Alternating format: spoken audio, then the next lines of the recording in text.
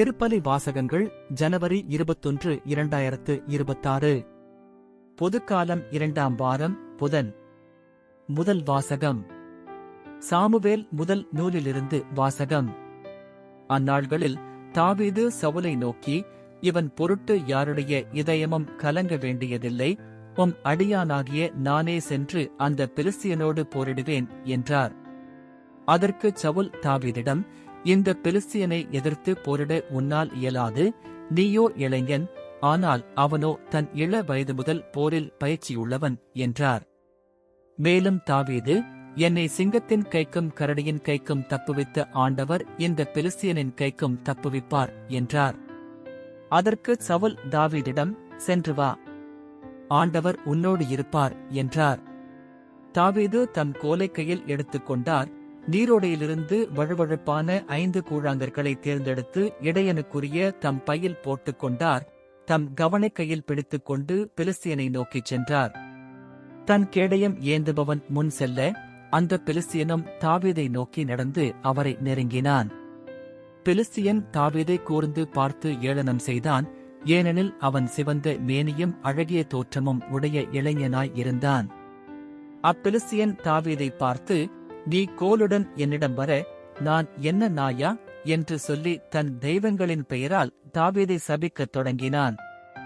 மீண்டும் பெலிஸ்தியன் தாவீதை நோக்கி, அருகே வா, வானத்து பறவைகளுக்கும் வனத்து விலங்குகளுக்கும் உன் உடலை இரையாக்குவேன் என்றான். அப்பொழுது தாவீது பெலிஸ்தியனிடம், நீ வாளோடும் ஈட்டியோடும் எரிவேலோடும் என்னிடம் வருகிறாய், நானோ நீ இகழ்ந்த இஸ்ரேலின் படைத்திரளின் கடவுளாகிய படைகளின் ஆண்டவர்தம் பெயரால் வருகிறேன். இன்றே ஆண்டவர் உன்னை என் கையில் ஒப்புவிப்பார், நான் உன்னை வீழ்த்தி உன் உடலை துண்டிப்பேன். பெலிஸ்தியரின் பிணங்களை வானத்து பறவைகளுக்கும் பூவுலக விலங்குகளுக்கும் கையளிப்பேன். இஸ்ரேலரிடையே கடவுள் இருக்கிறார் என்பதை உலகிலுள்ள எல்லாரும் இதனால் அறிந்து கொள்வர். மேலும் ஆண்டவர் வாளினாலும் ஈட்டியினாலும் மீட்கின்றவர் அல்லர் என்று இந்த மக்கள் கூட்டம் அறிந்து கொள்ளட்டும், ஏனெனில் இது ஆண்டவரின் போர். அவரே உங்களை எங்கள் கையில் ஒப்புவிப்பார் என்றார். பெலிஸ்தியன் எழுந்து தாவீதை நோக்கி புறப்படுகையில், தாவீதும் அவருடன் போரிட பெலிஸ்திய படைத்திரளை நோக்கி விரைந்து ஓடினார். தாவீது தம் பையில் கை வைத்து ஒரு கல்லை எடுத்தார். அதை கவனில் வைத்து சுழற்றி பெலிஸ்தியனுடைய நெற்றியை குறி பார்த்து எறிந்தார். அந்த கல்லும் அவரது நெற்றிக்குள் தாக்கி பதியவே அவன் தரையில் முகம் குப்புற விழுந்தான்.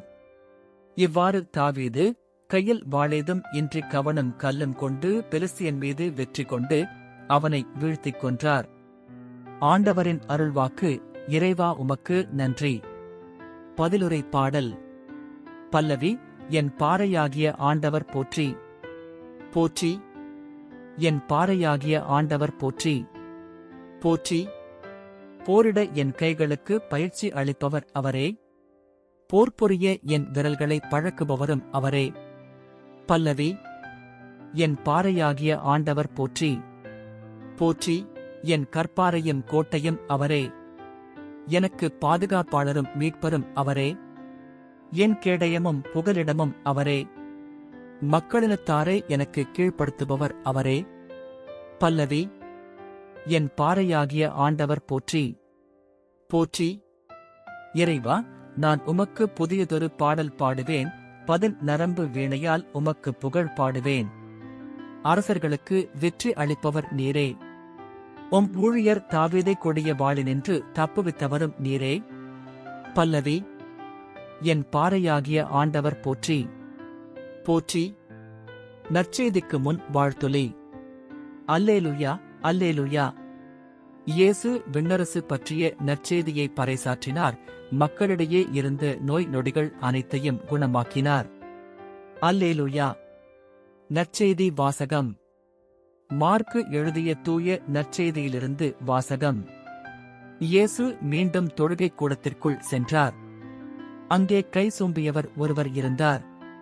சிலர் இயேசு மீது குற்றம் சுமத்தும் நோக்குடன், ஓய்வு நாளில் அவர் அவரை குணப்படுத்துவாரா என்று கூர்ந்து கவனித்துக் கொண்டே இருந்தனர். இயேசு கை சூம்பியவரை நோக்கி, எழுந்து நடுவே நில்லும் என்றார். பின்பு அவர்களிடம், ஓய்வு நாளில் நன்மை செய்வதா தீமை செய்வதா, உயிரைக் காப்பதா அழிப்பதா எது முறை என்று அவர் கேட்டார். அவர்களோ பேசாதிருந்தார்கள். அவர் சினத்துடன் அவர்களை சுற்றிலும் திரும்பி பார்த்து அவர்களது பிடிவாத உள்ளத்தை கண்டு வருந்தி கை சூம்பியவரை நோக்கி, கையை நீட்டும் என்றார். அவர் நீட்டினார். அவருடைய கை மீண்டும் நலமடைந்தது. உடனே பரிசேயர் வெளியேறி ஏரோதியரோடு சேர்ந்து இயேசுவை எப்படி ஒழிக்கலாம் என அவருக்கு எதிராக சூழ்ச்சி செய்தனர். ஆண்டவரின் அருள்வாக்கு. கிறிஸ்துவே உமக்கு புகழ்.